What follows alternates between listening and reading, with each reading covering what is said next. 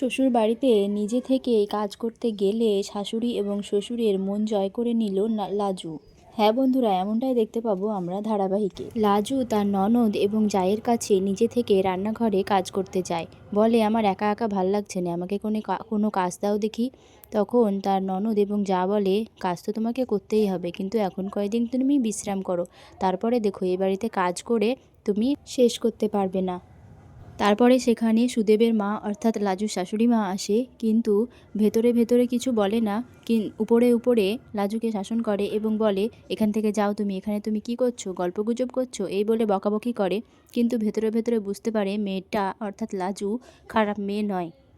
সুদেবের বাবার কাছে গিয়ে সুদেবের মা বলে যে মেয়েটা মোটেও খারাপ না, জানো তো, ওই বাড়িতে ছিল অসহায়ের মতো একটা দুর্ঘটনার জন্য তাকে ওই বাড়িতে আশ্রিতা হয়ে থাকতে হয়েছে, কিন্তু মেয়েটা মোটেও খারাপ না। তখন সুদেবের বাবা বলে, তুমি কি করে বুঝে গেলে দুদিনে? তখন বলে, মানুষকে দেখে বোঝা যায়, জানো তো, ও মেয়ে মোটেও অমন মেয়ে নয়। ওই মেয়ে 10 ক্লাসে কত ভালো নম্বর তুলেছে, কত ভালো পরীক্ষা দিয়েছে, এবার 12 ক্লাসে পড়া হয়ে গেছে। তুমি ভালো ভাবো ওই মেয়ের কত বুদ্ধি আছে, মেয়ে অনেক দূর যাবে, জানো তো। আর আমাদের সুদেবের মাথায় তো গোবর পোড়া, আমরা যখন থাকবো না তখন ওই মেয়েই আমাদের সুদেবকে দেখে শুনে রাখতে পারবে। তখন সুদেবের বাবা বলে, তুমি কি বলতে চাইছো, ওই মেয়েকে ঘরে রেখে দেবো? গ্রামের মোড়ল কি সেই কথা মানবে না কি? কিছুতেই মানবে না। শীতলা পুজোর পরেই ওকে বাড়ি থেকে চলে যেতে বলবে, তুমি দেখবে। তাছাড়া ওই মেয়ে শহরে এতদিন ছিল, কোথায় থেকেছে, কি করেছে, কার সঙ্গে রাত কাটিয়েছে, তুমি এই কদিনে বুঝে গেলে ওই মেয়ে ভালো তা? পরের দিন সকালবেলা শীতলা পুজোর বাজার করে নিয়ে আসে সুদেব, এবং তাতে নিম ডাল থাকে না, এবং সেটা কাউকে কিছু না বলে লাজু ব্যাগ ট্যাগ দেখার পরে নিম পাতা আনতে বাইরে চলে যায়, এবং বাড়ির সবাই পুজোর কাজ করতে থাকে। ওইদিকে সুদেবের মা এসে বলে, ওকে পাঠিয়েছো বাজারে? তারপরে দেখে সব কিছু ঠিকঠাক এনেছে কিনা, তারপরে ব্যাগে দেখে নিম ডাল নেই। তখন সুদেবকে বলে, নিম ডাল কই? তখন সুদেব বলে, ওটা তো ফর্দিতে লেখা ছিল না। তখন তার মা বলে, ওটা আবার লেখা থাকে নাকি মূর্খ, ওটা তো রাস্তার কোনো গাছ থেকে একটা ভেঙে নিয়ে আসলেই তো হয়। তাই বলে কিছুক্ষণ পরে দেখে লাজু নিম ডাল হাতে করে বাড়িতে ঢুকছে। তখন লাজুর ওই নিম ডাল হাতে নিয়ে বাড়িতে ঢোকা দেখে সবাই অবাক হয়ে যায়, এবং সবাই অবাক চোখে লাজুর দিকে তাকিয়ে থাকে।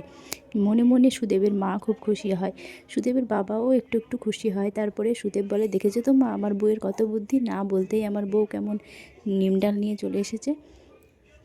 তখন লাজু বলে, গ্রামের শীতলা পুজোর সব কিছু তো আমিই জোগাড় করতাম, তাই জন্য আমি জানি যে কি লাগে না লাগে, তাই তখন দেখলাম নিম ডাল হইতে নেই, তাই আনতে গেছিলাম।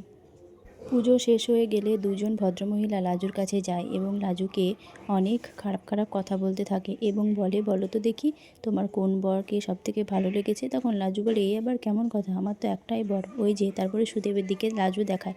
তখন বলে, ও ও তো তোমার বর ঠিকই, কিন্তু আর একটা, ওই যে তোমার শহরের বর, কেমন, তোমার কোনটাকে ভালো লেগেছে? এই বলে লাজুকে অপমান করতে থাকে। তারপরে সেখানে লাজুর শাশুড়ি মা আসে এবং সেই অন্যায়ের প্রতিবাদ করে, লাজুর হয়ে কথা বলে। তখন লাজু মনে মনে খুশি হয়।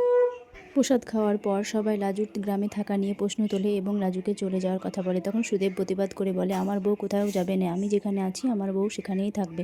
তারপরে এক নতুন মুখ আমরা সিরিয়ালে দেখতে পারবো, একটা নতুন মুখ উঠে এসেছে সিরিয়ালে, এবং সে লাজুকে শাসাতে থাকে। তারপরে লাজু বলে, আচ্ছা তোমরাই বলো, আমি এখান থেকে কোথায় যাব? তোমরা তো বিধান দিয়েছো আমি চলে যাব, কিন্তু এটাও বিধান দাও, আমি যাব কোথায়? তারপরে আর এক যে নতুন মুখ এসেছে সে বলে, এই মেয়ে, তুমি যদি ভালো ভালো না যাও, জানো তো। তখন লাজু বলে, কি করবে তুমি? তো বন্ধুরা, তোমাদের কি মনে হয়, কেন এই নতুন চরিত্রের আবির্ভাব ঘটলো সিরিয়ালে? তবে কি এই নতুন চরিত্রের সঙ্গে লাজুর নতুন সংঘর্ষ শুরু হবে? কোন দিকে মোড় নেবে সিরিয়াল?